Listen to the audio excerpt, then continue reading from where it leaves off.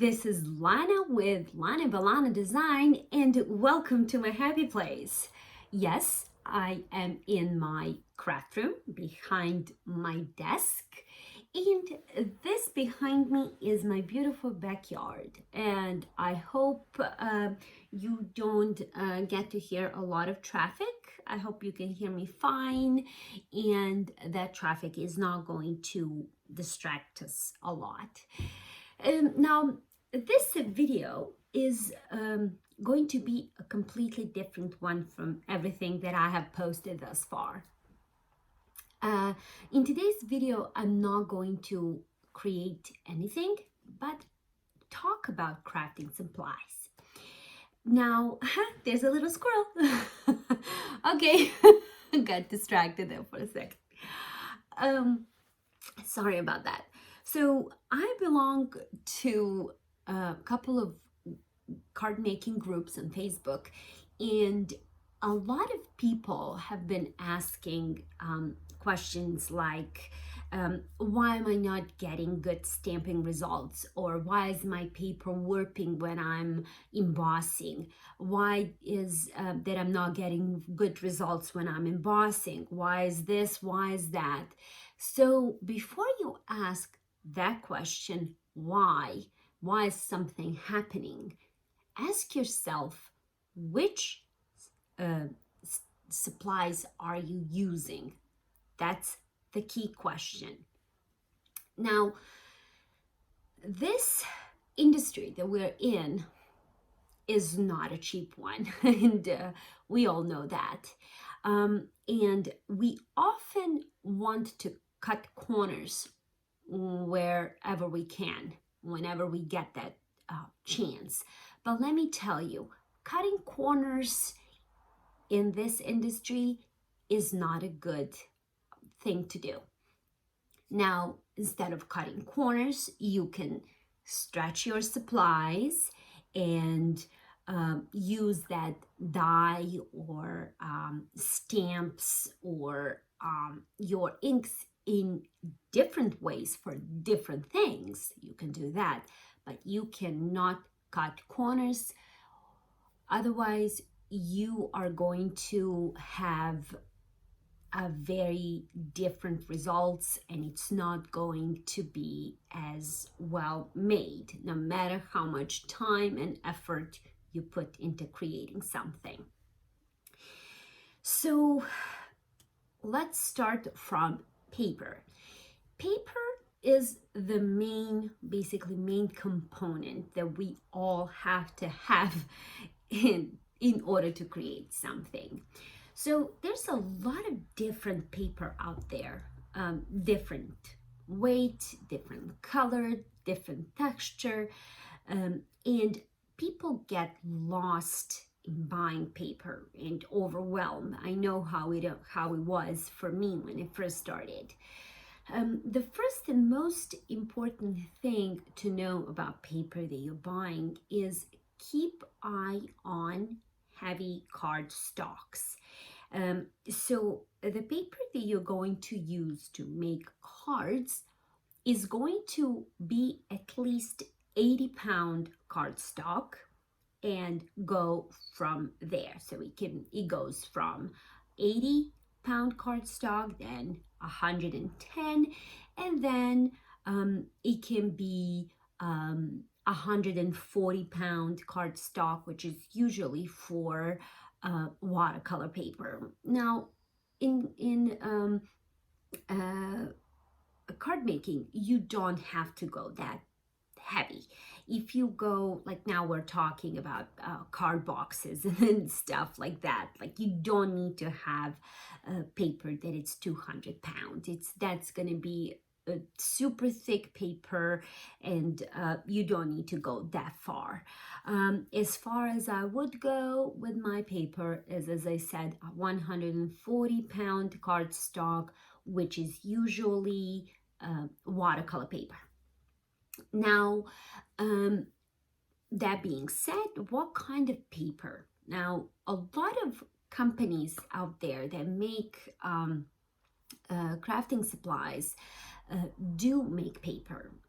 There's companies like Hero Arts, also Conquer the Nine, Gina K Design, believe. Um,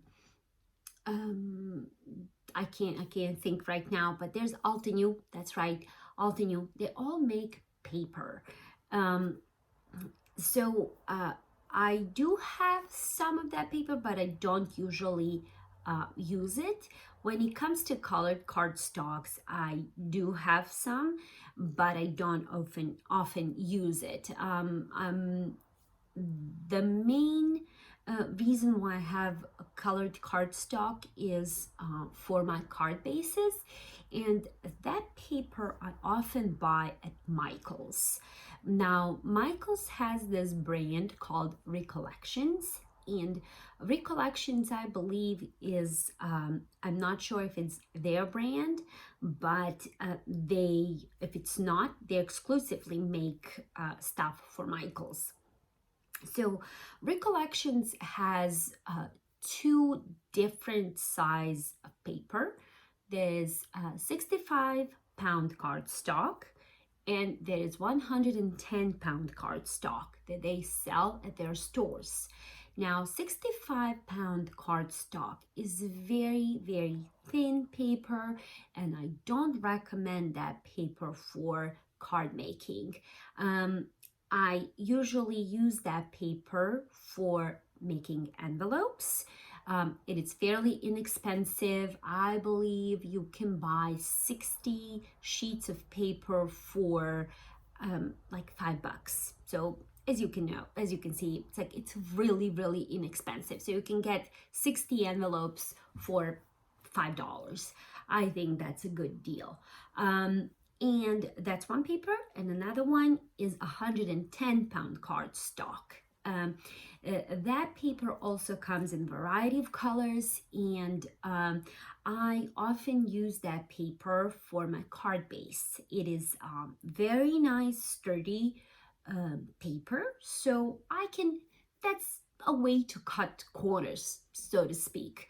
You can make your card bases from inexpensive paper, and what goes on top can be a paper that it's more expensive and more good quality paper, which is I highly recommend Nina Classic Crest Solar White that comes in 80-pound and a 110-pound cardstock. So if you were to layer that on top of your 110-pound card base, you can use 80-pound cardstock where you can stamp or ink blend, and it'll look absolutely beautiful.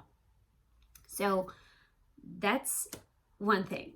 Second thing, and the most important, really, and that's the reason why I made this video, is stamps. Now, stamps are really, really important in your designs, unless you want to draw an image by yourself, which is completely and totally fine. You can print it out if you want. There's no harm to it, but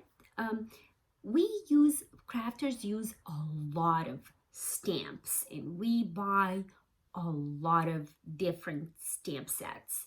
Now, stamps are not cheap, and I believe the least expensive stamp that you can buy out there is probably $10. It ranges from $10 to $35, like depending on what kind of stamp you're buying, what kind of and how big that stamp set is.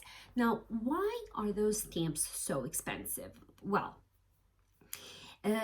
those stamps are made out of good quality, high quality photopolymer, and photopolymer is I'm not sure what kind of material, what goes into it, what's the mixture of that, but I know for sure that it's not silicone.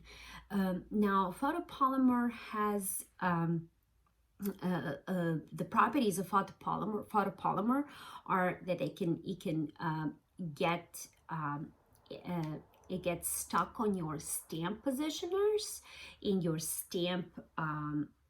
stamping blocks, so it doesn't fall. It also cleans very nicely and it leaves a beautiful impression on your paper.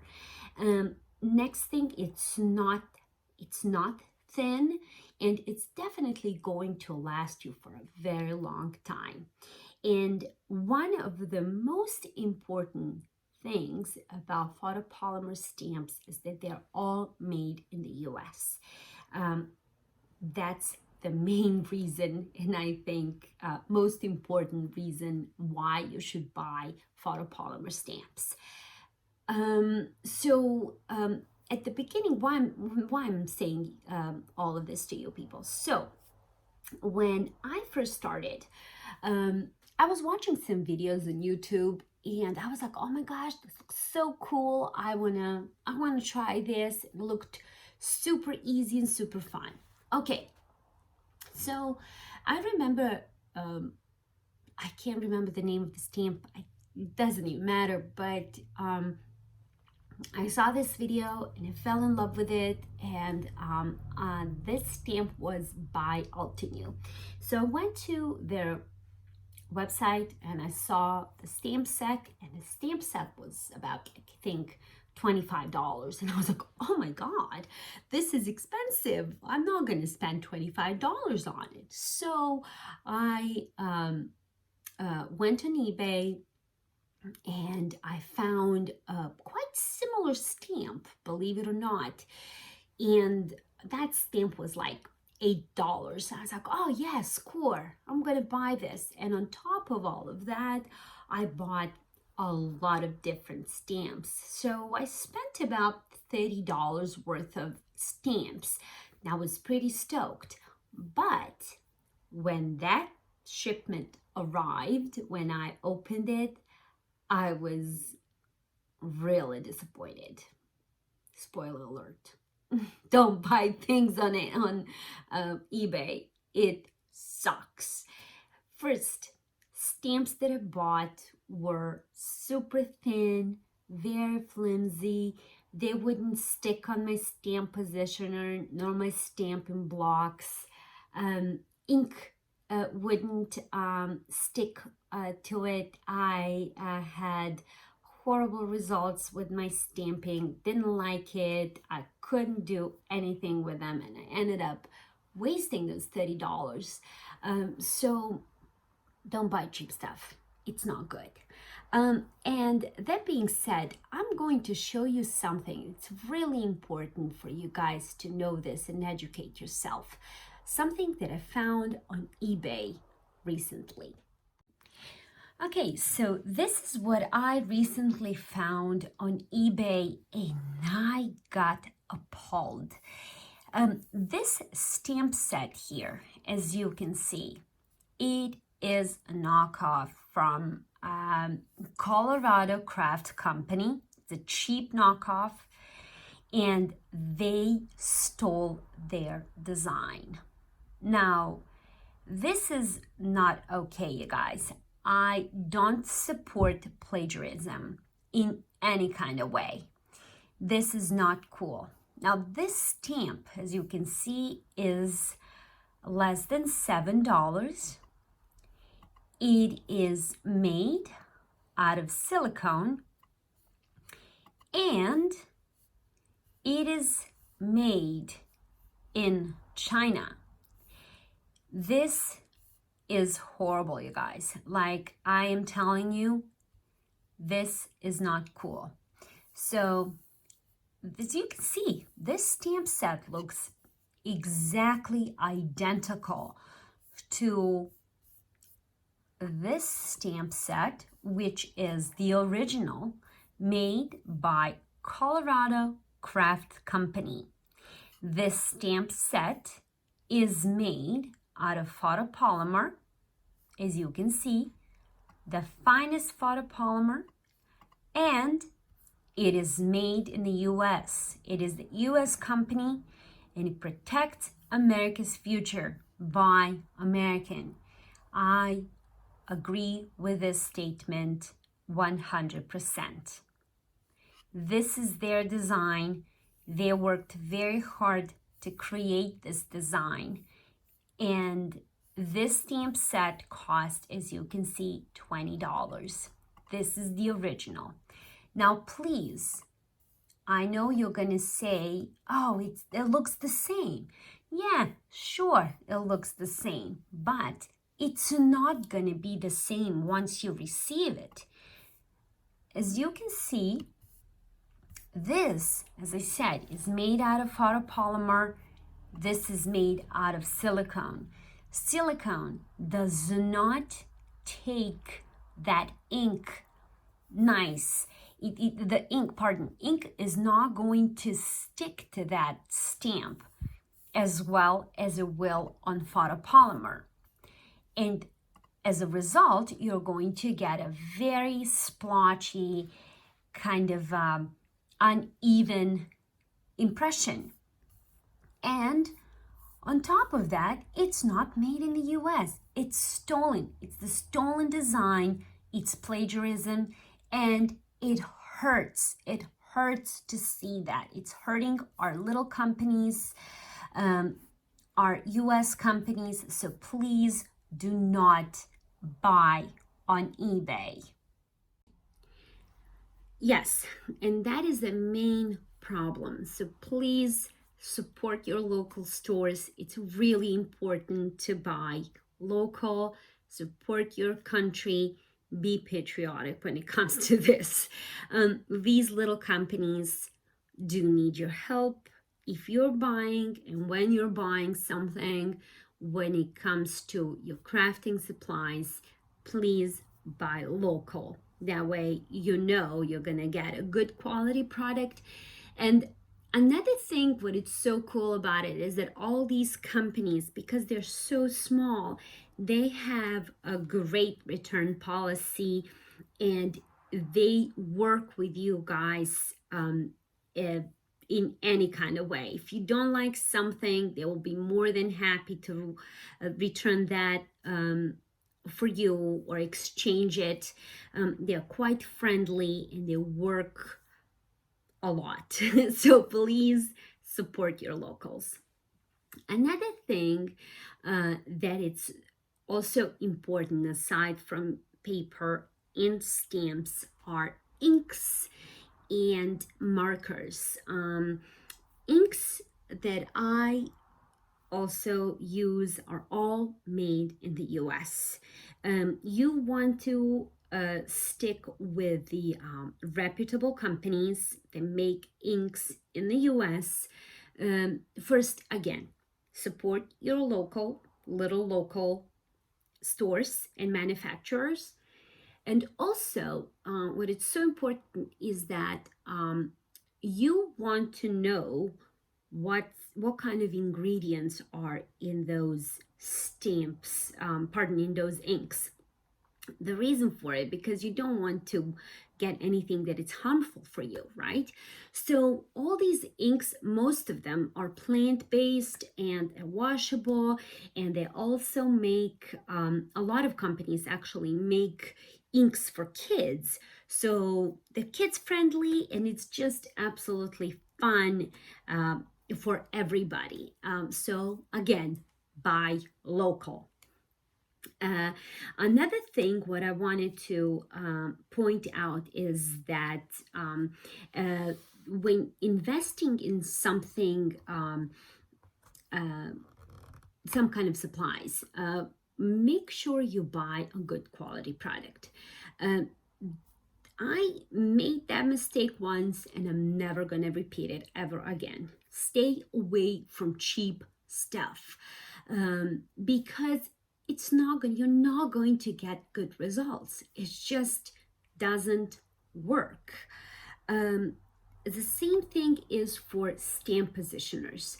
I made that mistake a couple of times and until I bought my first Misty. Now Misty, you probably have heard of this beautiful stamp positioner. Now, there's a couple of stamp positioners that I saw on also on Facebook and the internet. They're also trying to make something similar as a Misty. I don't have it. I've never bought it, so I can't compare the two. But I know for sure that this stamp positioner is worth every penny. Now, I know it's quite of the investment, but let me tell you, once you buy this, you're done. You don't need anything else anymore. One stamp positioner is good enough, and that's all you're going to ever need. So this stamp positioner is, as I said, worth every penny. Now, this is the original Misty. It's a 6 by 8 inches, and this is their, I think it's called the original Misty. Then there's a mini Misty. This mini Misty is 4 by 5, and it's perfect for smaller cards if you're making something quick and small. This is a mini Misty, and there's also one more Misty. It's 12 by 12. I don't have it with me here, but I have it in my storage there. It is perfect for large images or for people who are doing scrapbooking. So 12 by 12 Misty, or I think it's called Memory Misty. I'm not sure. That one is also fantastic. I have all three sizes, as you can see, and I can't recommend it enough. So if you're looking to buy a good stamp positioner, I'm telling you, Misty is a way to go. Next is are going to be die cutting machines. So a lot of people again are saying, oh, and I had the same problem. Why is my paper is not cutting through completely when I put it through my die cutting machine? So why is that? Well, mainly because your die cutting machine is not getting a lot of pressure. Now, my first die cutting machine was by Sizzix. It's Big Kick. Sizzix Big Kick. Now, Sizzix Big Kick is the same as Big Shot. It's just a different color. It does the same thing, and I still occasionally use my Big Kick. It is not a bad die cutting machine, but it doesn't give that big of a pressure. So die cutting machines that I often use are Spellbinders Platinum 8 and Gemini by Crafter's Companion. Now, Spellbinders Platinum, they're platinum machines. There are two of them. One is Platinum 6 and the other one is Platinum 8 or 8.5. But most people are just calling it Platinum 8. Platinum 8 has a bigger platform, and Platinum 6 has a smaller platform. They both work amazing. They have a wonderful pressure, and no matter how intricate your dies are, these machines are going to cut it through. And the next machine that I mentioned is Gemini by Crafter's Companion. Now, that is an electric machine. It is perfect for die cutting, intricate dies. They're just absolutely, it's just absolutely fantastic machine. And if you do a lot of die cutting, you don't have to crank it So that electric machine does that job for you. It's quite easy to use and it's a very good quality machine. And Gemini machines are made in England. Okay, and the last thing that I wanted to talk about today are markers. Oh, markers.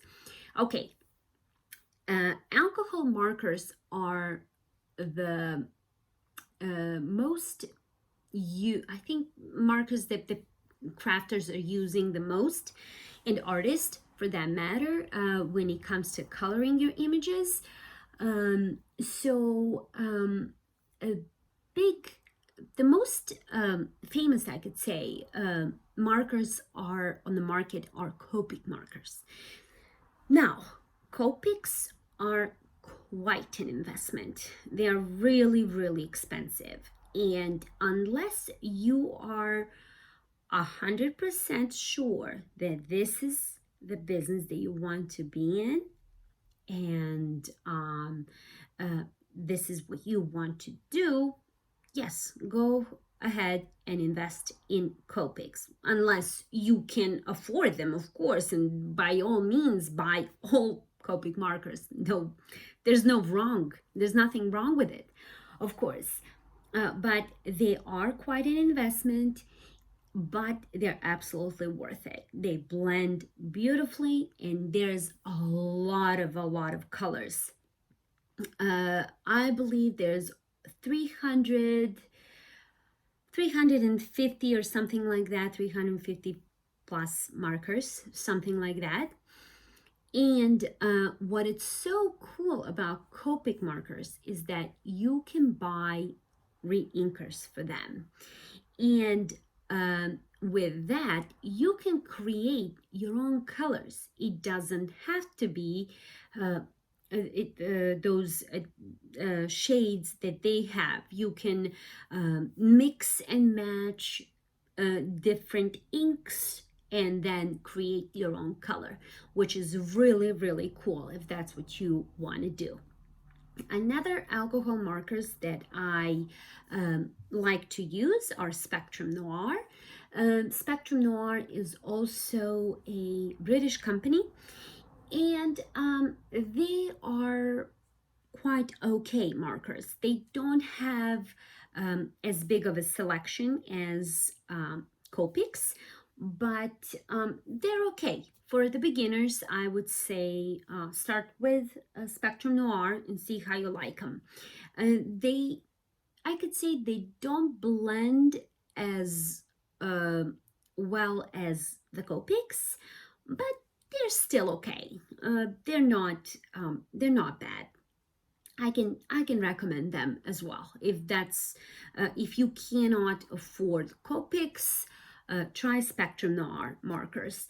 And one more particular markers that I recently purchased are Arteza or Arteza. I'm not sure how to pronounce them correctly.